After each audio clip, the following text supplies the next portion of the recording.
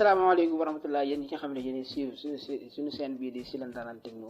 waaye di leen wax ne ngeen di wéy di abonné ci suñu chaîne bii ngir ñuy gën a am motif yi man def vidéo yi waaye di leen wax ne merci beaucoup. waaye tey nag dañu ñëw indi leen benn astuce bu yomb boo xamante ne si ñu bëri ñu utiliser WhatsApp xamuñu ko te benn astuce la bu yomb boo xamante ne si facilement mooy nan ngay def ba envoyé benn message boo xamante ne si benn message nga envoyé na ko sa contact yi nga am yëpp. par exemple nga am sa benn information boo jàllale ba ko wax sa xarit bi nga am yëpp ci contact WhatsApp te nga bëgg leen ko waxandoo ñoom ñëpp lu aajowu ngay jël ku nekk PV nga koy envoyé kii. am na benn astuce yomb bu leen bëgg a montrer boo xamante ne si soo ko defee fa ngay envoyé message bi ñoom ñëpp dañ koy jotandoo en même temps ci moins d'une seconde ñoom ñëpp jotandoo kii bi. allez ñu dem. waaw d'abord li nga njëkk a def mooy da ngay dugg sa biir WhatsApp. waaw léegi bu duggee ci biir WhatsApp nga dem fii ci kaw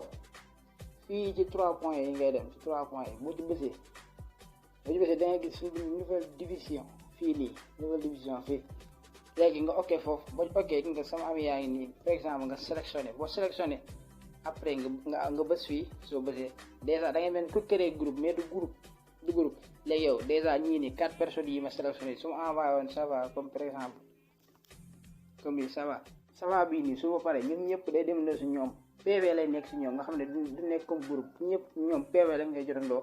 day mel ni yow kooku da nga koy jël PV envoyé ko message bi moom ba la tontoo PV lay ñëwaat yow bu ko defee ngeen ne waxtaan bi yow déjà yow envoyé nga ko message bi moom jot na ko tontuwaat na la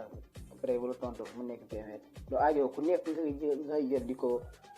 jël PV di ko wax message bi bu fekkee am message boo war a jàll la nga yooyu noonu lii astuce bu yomb la boo xamante ne si ñu bëri ñu nekk ci WhatsApp xamuñu ko. waaw di leen wax ne merci beaucoup bu fekkee tamit da nga koo bëgg supprimer comme par exemple mi ngi nii léegi boo ci appuyé boo bësee nga supprimer mi ngi nii si kaw day mel ni genre PV rek nga supprimer boo ko tëb groupe boo supprimer rek après affaire bi daj di leen wax ne merci beaucoup à la prochaine bye bye.